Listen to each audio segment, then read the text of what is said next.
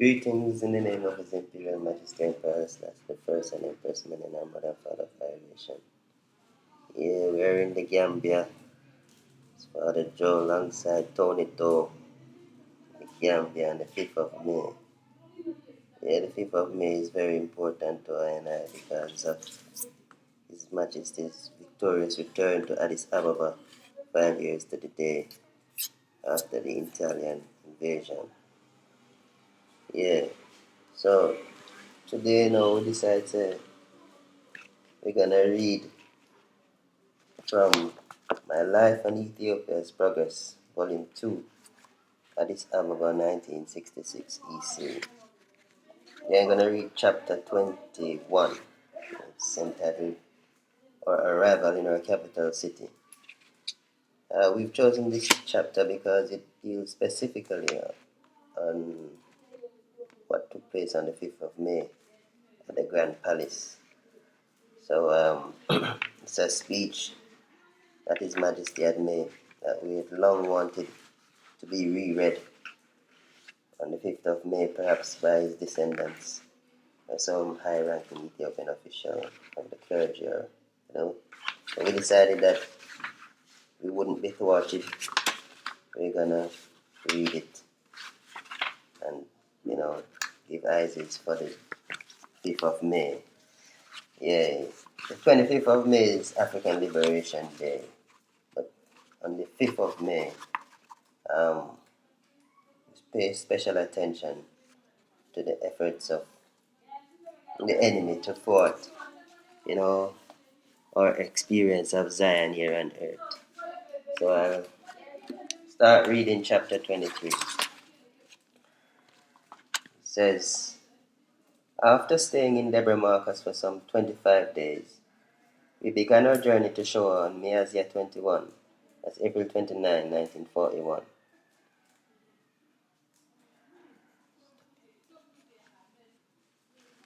Yeah, sorry about that. Let's start again. Just went to check to see that it was recording properly. Yeah, so the 22nd chapter of My Life and Ethiopia's Progress, Volume 2. And we're reading chapter entitled Our Arrival in Our Capital City. It goes like this.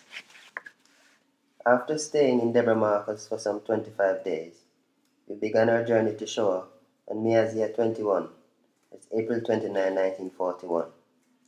In order to prevent Ethiopian patriots from pursuing them while they retreated, the Italians had demolished bridges and mined roads. They had also destroyed the bridge over the Abe River, and the debris in the water made it difficult for us to cross. Thus, we spent the night of Miazia 21 on the right bank of the river. Nevertheless, since we had surmounted the biggest difficulty, the destruction of the Abe Bridge could in no way prevent us from continuing our journey. A group of Ethiopian and Sudanese soldiers utilized old oil barrels and flattened a steel plank some 20 yards long, and thus we were able to cross the river and spend the night of Miazia 22 in Gohazian. We continued the march the next day, Miazia 23, and entered Fiche. From there, we went to the church at Debre Libanos and expressed to our Creator our heartfelt gratitude, and immediately received our soldiers and a few clergy. The monastery of Debre Libanos had been burned down by the Italians, the clergy exterminated at the hands of the enemy, its treasures looted, and the entire vicinity abandoned and neglected. When we saw all this, we were extremely saddened and deeply moved. We returned from Debre Libanos and assembled in Fiche. From there we went to the place where the Jasmas, Abera Casa, and others had been shot and buried. Seeing that scene, we were touched greatly. One of the reasons we had wanted to spend one day and one night in Fiche was because it had already been decided that we would enter Addis Ababa on Miazia 27, 5th May. The second reason was that the people of Selassie had made extensive preparations to welcome us, and so we wanted to share the joy of meeting our compatriots who were anxiously waiting for us. When we were in Fiche, we made it a point to see some of those who had been actively collaborating with the Italians. Among those who were brought to us were Rasketacho Abate, Ejasmas Abawawuka, Patatesema Ebate, Atoseifu Mikael, Kenyasmach Tekle Marcos, and others. Since we had heard that the Italians had provided each of them with weapons and a 3-month salary, we were interested to find out the truth of the story, and to the question we posed to them, they replied that they were supplied weapons for self-defense purposes and that the 3 months' salaries were also given to them.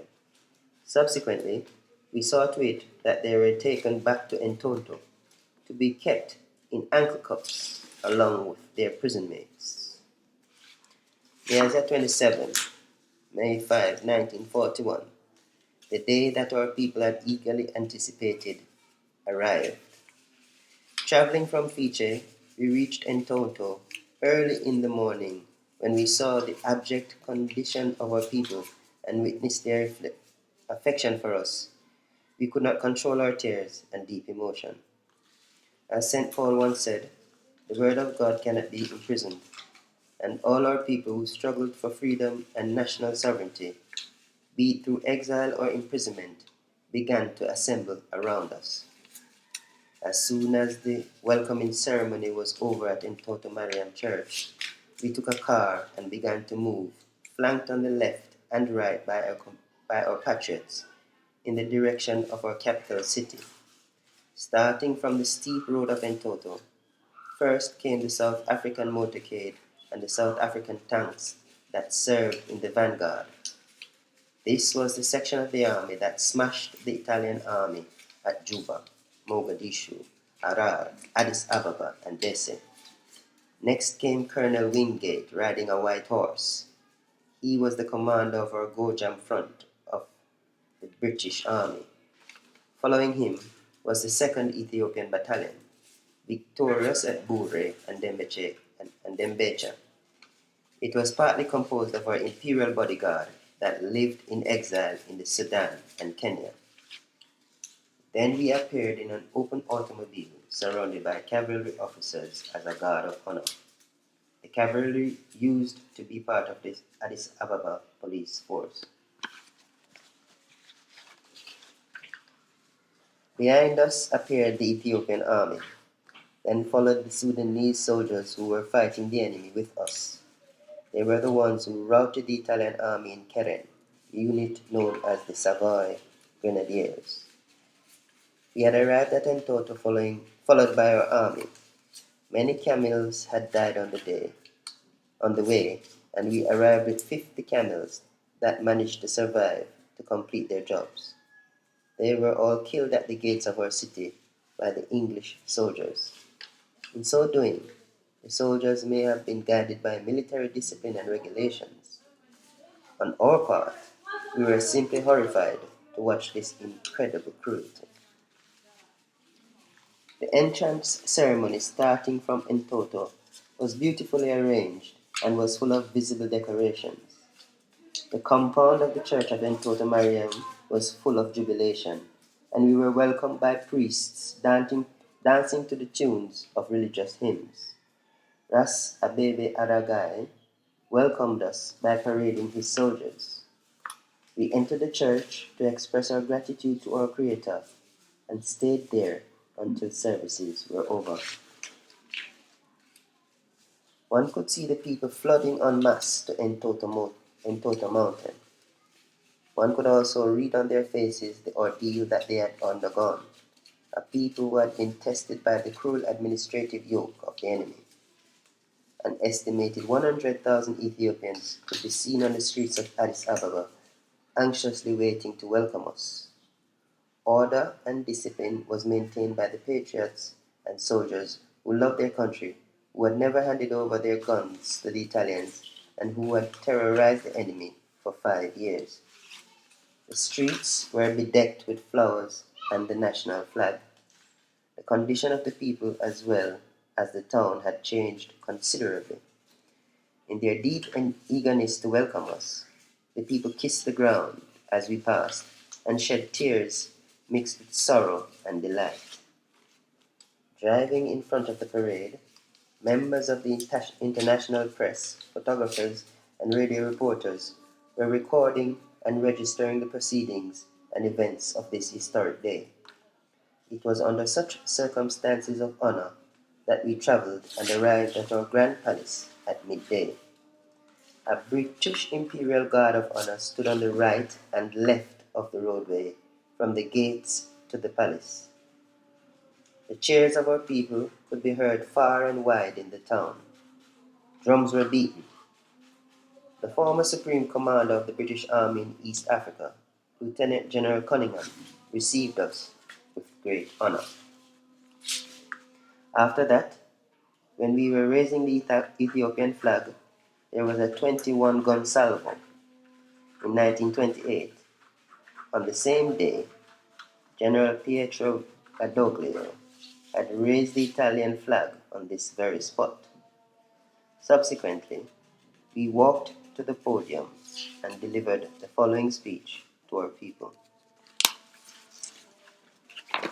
His Majesty's direct words to his people on the 5th of May, 1941, to commemorate his triumphal return to Addis Ababa 5 years to today after the Italian invasion and occupation of Ethiopia. His Majesty says, "No human lips can express the gratitude which I feel to the merciful God who has enabled me to stand in your midst on this day, of which the angels in heaven and creatures on earth could neither have thought of nor known about. Before everything else, I want to tell you and to make you understand that this is a day which a fresh chapter of the history of the new Ethiopia begins.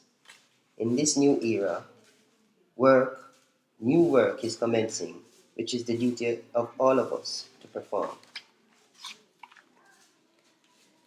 As we remember the affliction which befell Ethiopia during the past years, we speak only of her recent history, when Ethiopia, which had preserved her independence for many thousand years, was attacked in 1888 EC, that is 1895 to 1896, by Italy, which had harbored aggressive designs against her for many years and intending to destroy her freedom. Her brave sons fought at Adwa, and she retained her independence. The Treaty of Wuchale was not the only cause of the battle that was fought at Adwa. It was only a pretext for the ongoing aim that Italy had of ruling Ethiopia. Although the Great European War interrupted her plans for a time, notwithstanding her outward pretensions of friendship, Italy made preparations to invade Ethiopia. Since her defeat at Adwa, she had been irate that justice prevailed against her. When Italy began to wage a war of aggression against Ethiopia, although we knew we were not so well armed as she was, we countered with what strength we could muster, because it was our duty to resist an enemy that had come to seize our country. But as it was apparent that she was bent on exterminating our people with poison gas, the use of which was prohibited by international law, we went to appeal to the League of Nations and claim justice. As it was feared that the hostility started by Italy might spread all over the world, and as it was a period when all those who were charged with the responsibility of government were trying to save the world from the catastrophe which has since befallen it, the leaders worked to bring about understanding in the world to prevent the spread of the conflagration. At the time, our true friend, Great Britain, received us with sympathy.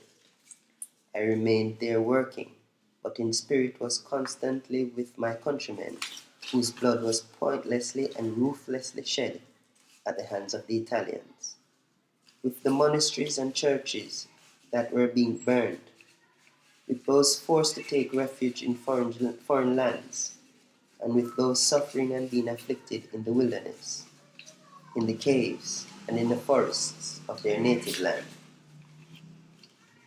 How many are the young men, the women, the priests, and monks whom the Italians pitilessly massacred during these years?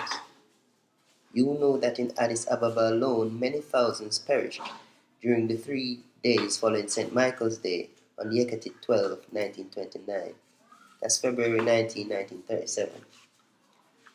The blood and bones of those who were killed with spades and pickaxes, of those who were split with axes and hammered to death, pierced with bayonets, clubbed and stoned, of those who were burned alive in their homes with their little children, of those who perished of hunger and thirst in prison, have been crying for justice.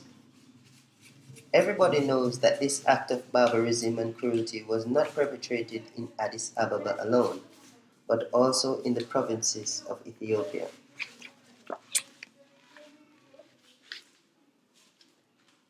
There is hardly anyone who has not been caught and beaten, kicked, humiliated, and imprisoned. Now we shall pass on to the new history that is before us. 5 years ago on this day, the fascist forces entered our capital city. Then Mussolini announced to the world that he had established a Roman Empire in our country, Ethiopia. He believed that the land he declared conquered would forever be in his hands. The gallantry of the Ethiopian people is recorded in history. But as we had no ports through which to import armaments necessary for people, we were unable to obtain them. 52 nations condemned Mussolini for his actions, but he boasted of his violent deeds and took no heed of their condemnation.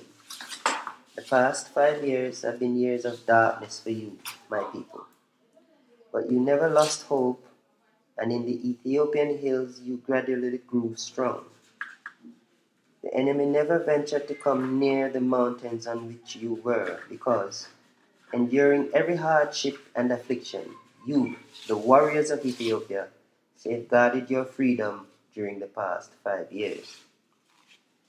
But in spite of the fact that he could not conquer the country, he spent many thousands of millions of lira, saying that he was civilizing what he could hold.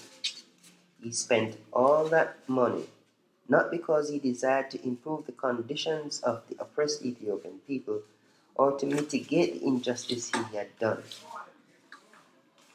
It was because he wanted to plant a fascist colony in our sacred land of Ethiopia and to impose on her the rule of oppression which he had planned. He tried to exterminate the Ethiopian race and did not even entertain the idea of giving her the administration of either a mandate or a protectorate, which, in any case, would have been considered a heavy yoke for our people. But all the money that could be counted by the thousands of millions and all the prepared armaments served a purpose which Mussolini never intended. At the time when Italy revealed her intentions of entering the war in order to be able to snatch from a defeated France as much as she could, the number of soldiers, the amount of money, and the armaments she had sent to Ethiopia were enormous. The regular troops she deployed were not less than 250,000. She also had amassed provisions to last many years in case she was encircled. Trusting in and bragging of the invincibility of this military force, the fascist government proceeded with implanting dictatorial rule in our country. But something happened which the fascist government did not take into account. The fighting morale, essential in modern war, demonstrated by you. You were able to destroy the enemy who were superior to you in numbers and equipment because you are a people of bravery and mercy and because you cooperated and knew the strategy of war. The British troops, who were fighting for human rights on other fronts, needed time to get ready to come to the assistance of Ethiopia and free her. But you, warriors of Ethiopia, harassed the enemy by cutting his communications and by restricting his fortifications.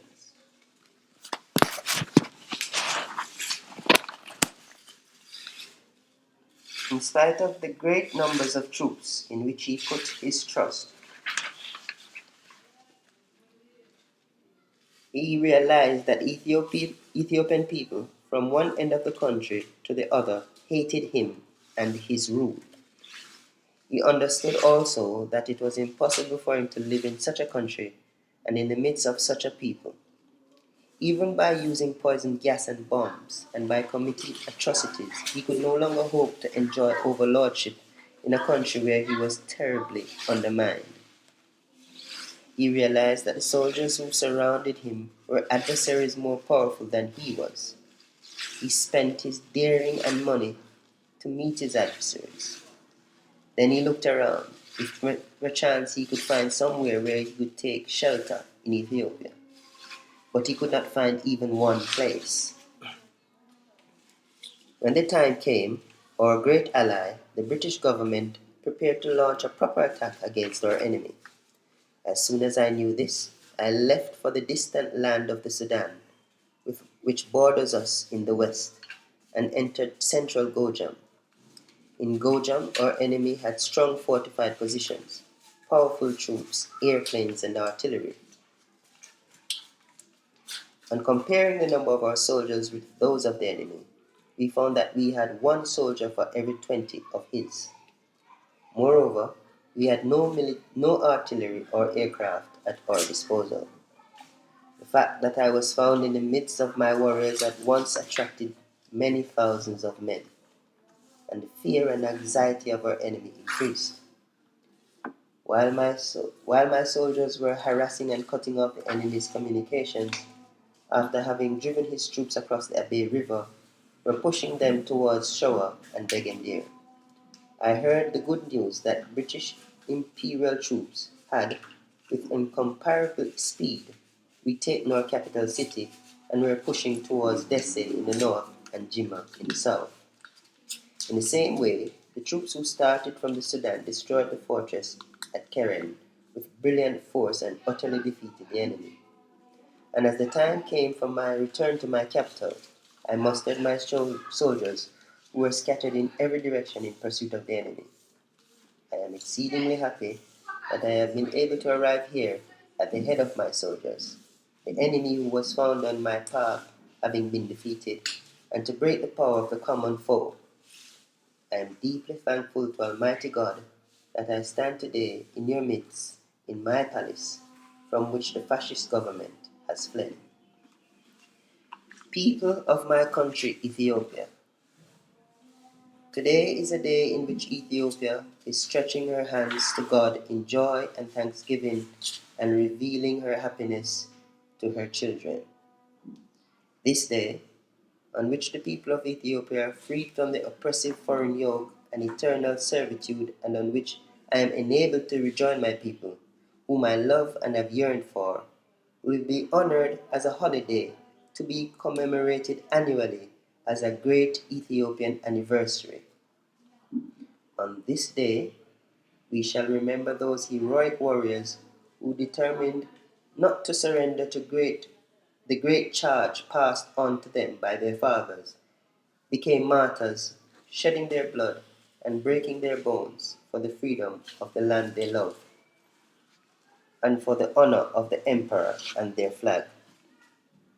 Their heroic deeds will remain recorded in Ethiopian history.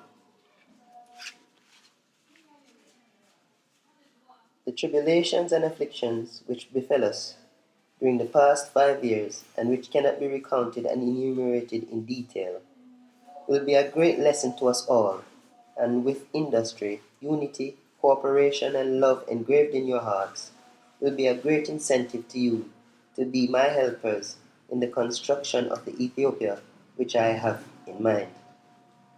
In the new Ethiopia, I want you to be a people undivided and endowed with freedom and equality before the law.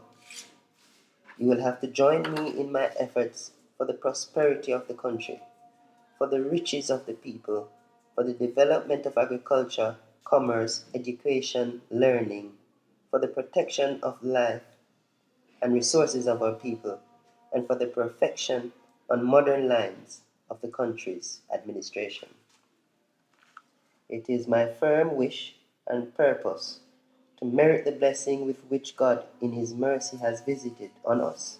First, by showing our gratitude to our allies, the British, by the release of the imperial troops to fight the common enemy on other fronts, and by supplying them with troops whenever they may be needed.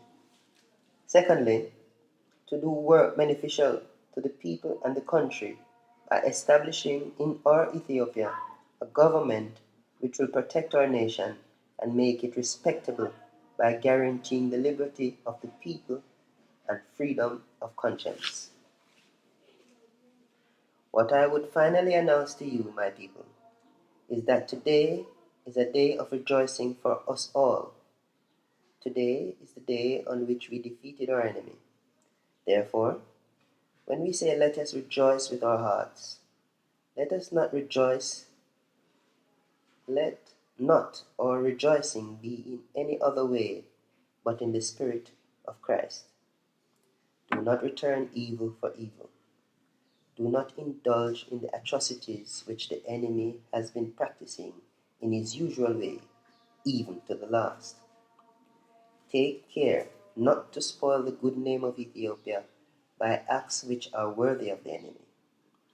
We shall see that our enemies are disarmed and sent out the same way they came, as St. George, who killed the dragon, is the patron saint of our army, as well as of our allies. Let us unite with our allies in everlasting friendship and amity, in order to be able to stand against the godless and cruel dragon which has newly risen and which is oppressing mankind. I charge you to consider our allies as brothers and friends, and show them kindness and consideration. Now the speech is ended. The chapter continues.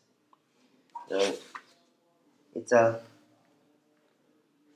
very moving speech, and one that I think should be read annually, because then it renews that spirit that His Majesty brought to Ethiopia, to engulf Ethiopia and the people towards a new civilization. So, from the ashes of the fascist invasion and occupation, a new Ethiopia has arisen. I'll conclude the rest of the chapter. After this, surrounded by the populace, we went to the Genet Palace.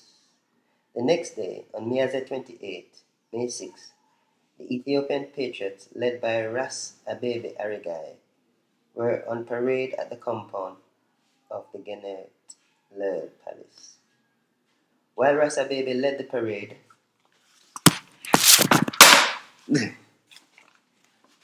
Ras Abebe led the parade, the rest of the patriot chiefs of the patriots marched with their individual units.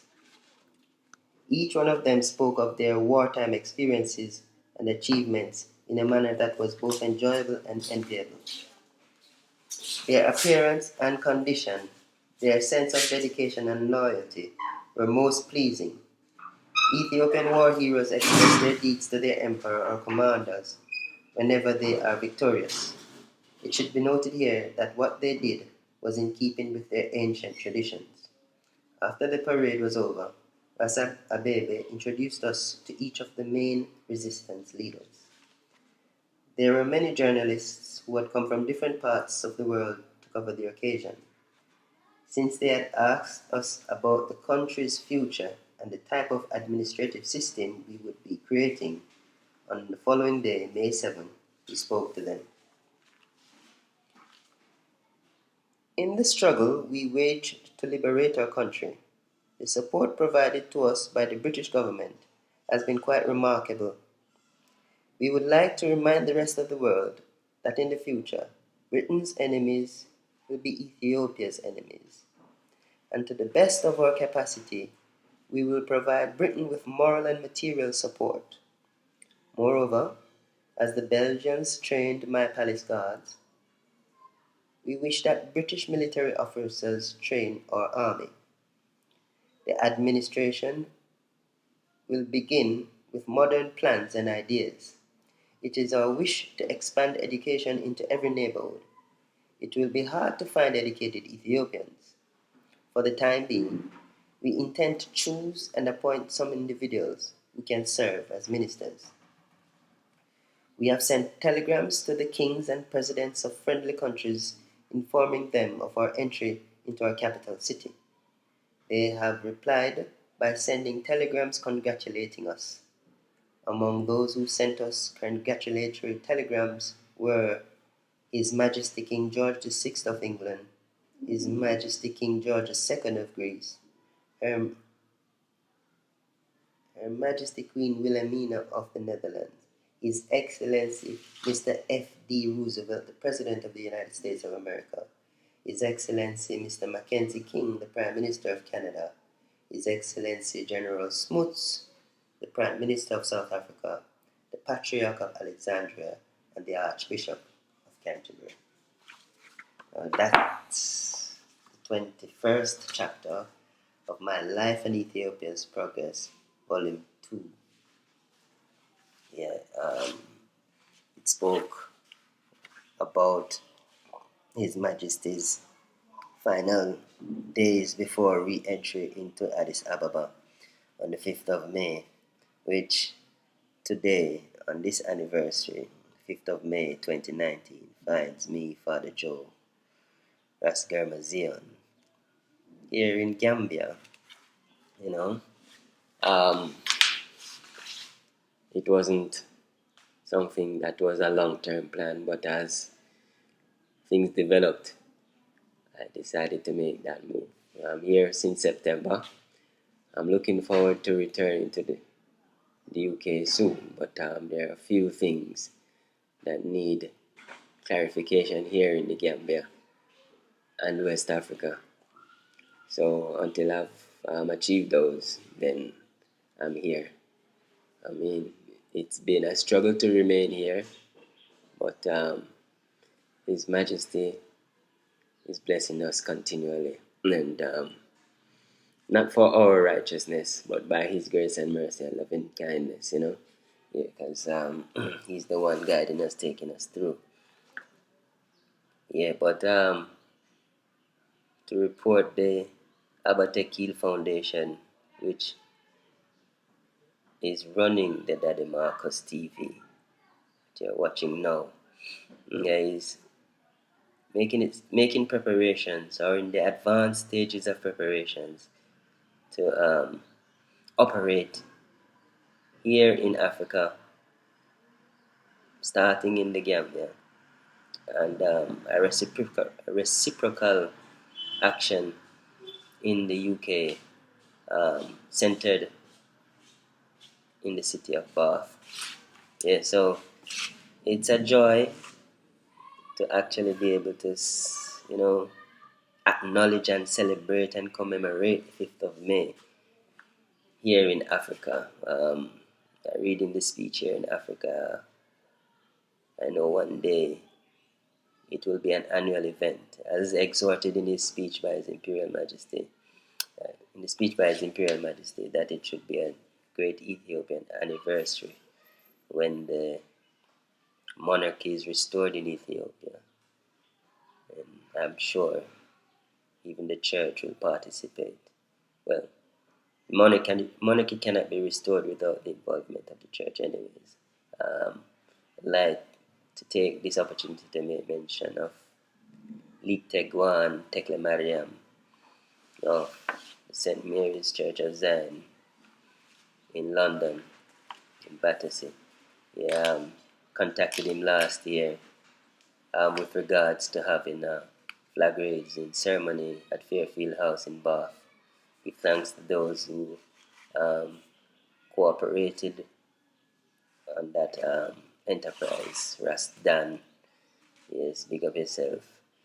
Um, Chris Rasbandele, yeah. And now we have some new members on board, new people on board. Um, it's a quiet celebration this year, but it is the result of the Abba Tekil Foundation to see this Great Ethiopian anniversary celebrated in the splendor that it should be. Yeah, so I charge myself with that. I can see I'm getting closer, but to have had responses from the Ethiopian Orthodox, the Wahida Church, in response and of this, it shows that yes, it is closer to being a reality. Um, to be here in Africa, on African soil, breathing African air with African compatriots. Tony Toes just left. He's working with the Abatekio Foundation. Um, yeah, he had something urgent to do, so he's not here with us physically. But yes, he's a stalwart, he's a soldier. He sees the vision, and it's become his vision. So, yes, the recruitment process is gathering pace. Yeah, there are a few people, that we've contacted, and we're getting assembling a team together, and we will become more visible by the grace and mercy and loving kindness of the Most High, King Selassie, Jah Rastafari.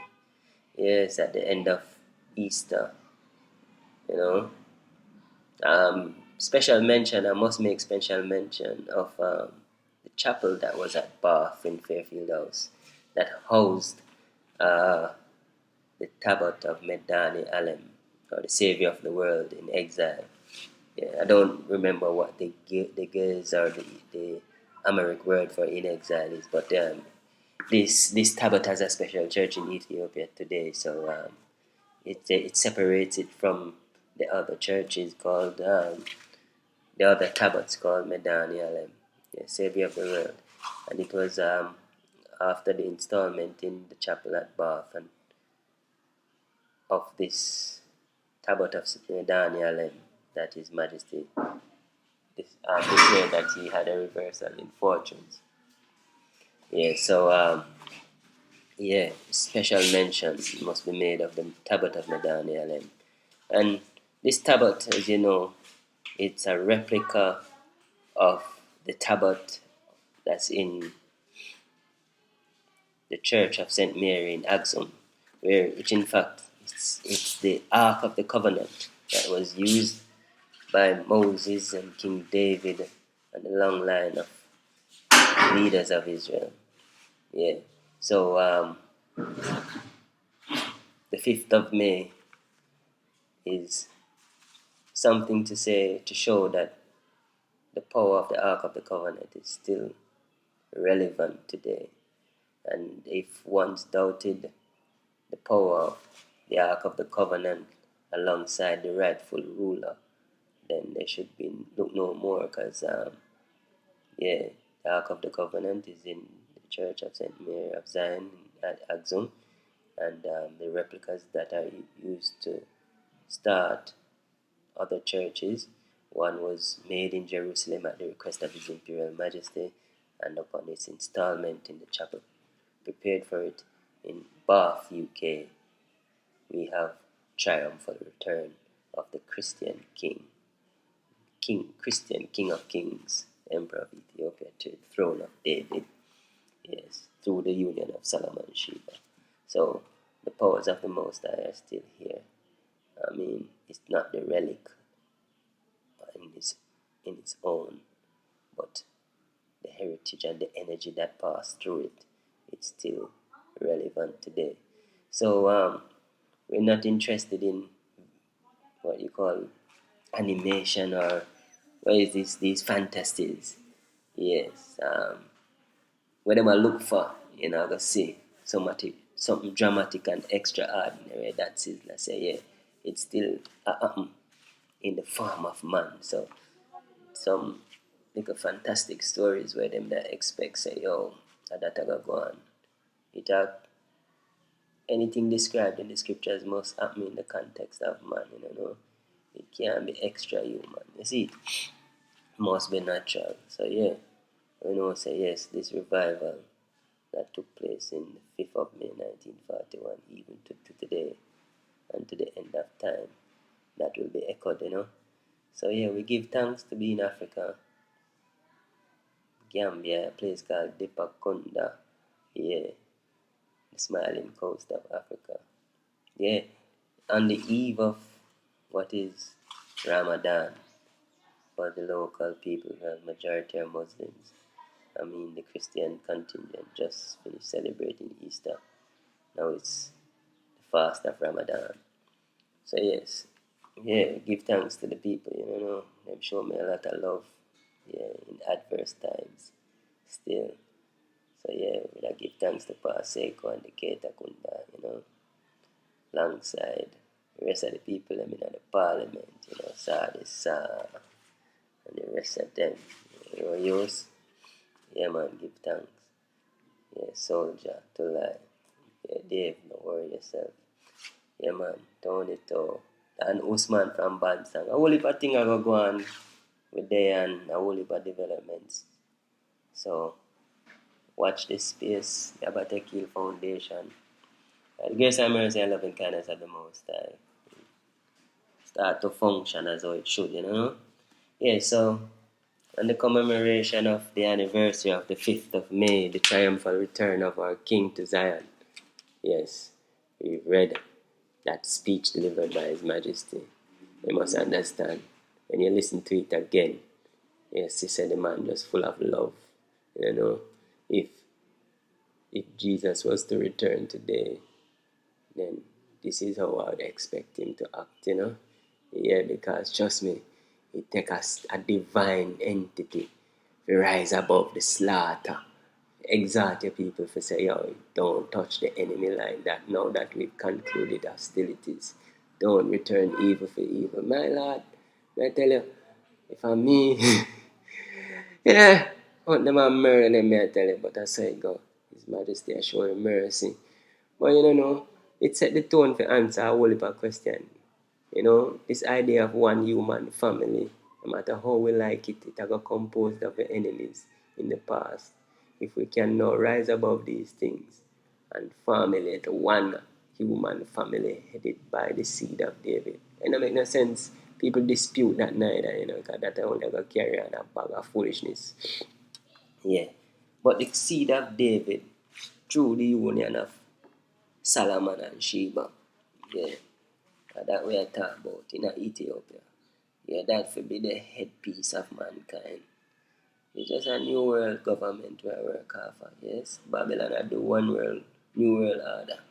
Yeah, because it is inevitable that is one human family and one central place of government. So we body set up, so the thing set up. So what them I try to achieve is just what His Majesty, the Creator of the heavens and the earth, want to achieve. You understand? But then, they more have to sit down on the throne and usurp the authority, the imperial authority. You can't. But, we now just sit down and say, nah, we are taking on the struggle. Within the context of many platforms, Rastafari, Ethiopian Orthodox, you understand? As a yard man, ghetto youth, yes, that is a part of our fight as well. So, and then we come to Africa now, we see the people in a deeper Kunda, we see the same thing like Wagwana Hermitage and Guana Waltham and Guana Trenchtown. You see? Yeah. And now the agenda is food security because even now in a Gambia, there's a ration in a bread, there's a dictation of Guan. So we know say yo, hostility soon start. You understand? Because we see whole heap of like a move a Guan. Whole heap of jankra ink around, you see. Pardon my expression, but yeah, a whole heap of, well, Yeah, in the vein of the country reopening its doors to the international community, we see a lot of people come bearing gifts. And remember that in the 1400s when they came there, and the 1500s when they came bearing gifts. Yeah, that make people like me now cut off from them heritage, you know. I mean, they in Africa, you know, the people them say, yo, Father Joe, you is a fuller. Yeah, but them tell me about the fuller them, and I can see, say, well, then yes, me have certain similarities with them, but actually fully comprehend and grasp what it means to be a fuller, yeah? Babylon robbed that from me, so they move me back that. You understand what I'm dealing? And this, what is the reparation? The reparation when I deal with start with I and I, you know, in your mindset. Just declare yourself an African. Anywhere you stand up. And then you check back the history and know say everywhere where you stand up, African did rule it already. And then you take on the mindset to say, yeah, me, we are go back feet. Yeah, simple means say the resources in Africa, inclusive of its people, Africans should own it. You understand? And later on it all boil down to something different. But the justice that the Africans need, we need to achieve that before we can even have a fully coming together as a one human family. Yeah, a long time I talk, a whole heap of things we read, a whole heap of things we say. But you know, a long time I talk, so yeah, I have one and two little mix and them things that we prepare because we take the fight on many platforms, as you say. Father Joe, the ghetto diplomat, might sing a song. Definitely I go play music for people. And then when it comes to, you know, the administration of the empire, man, I have to put in my little 2 cents as much as you can. You see it? So we are look forward, you know, to actively represent the Crown Council of Ethiopia. You understand? And we are dealing with His Imperial Highness Prince Ermias Selassie Haile Selassie. Yes, he is the president of the Ethiopian Crown Council. Yes, they formed a charity called the Imperial Society of St. George of Lalibela. And the Abatekil Foundation says its mandate is to support the efforts of the Imperial Society of St. George of Lalibela. And that we shall do. You understand me ideally? So yes, yeah, that is where we're at in 2019. Halfway point in the UN decade for peoples of African descent. Think they're coming like it I get brushed under the carpet really still car. I not look around and I not hear about nothing where I stem from that. Not saying that there isn't any, but a whole heap of things for go on. So now we have to take on that platform now and start dealing with it on a level, access them and see what their interests are towards peoples of African descent and move towards a unification of the human family, you understand, on the lines and premise of justice. You understand? Yes. Justice must prevail. So it's not that we are carrying enmity for European detractors and our Arabic or Arabian detractors, you know, and our, if we allow them, our Chinese detractors, and if we allow them, the Indian detractors. No, I mean, yes, the African is the primary fabric of what it is called of human life. You understand that everybody have to sustain themselves off of Africa and African, but at the expense of the dignity of Africans. No, you should accord them the rightful reward that is due them, due to us as Africans. If we have the resources that are the driving force in the creation, then we should be regarded as owners. You know, the owners they get the benefits of what they own. Simple. Right now, Africa is being exploited for other people's aims and ambitions, and to the detriment of African people. The standard of life in Africa is well below the standard in many other regions.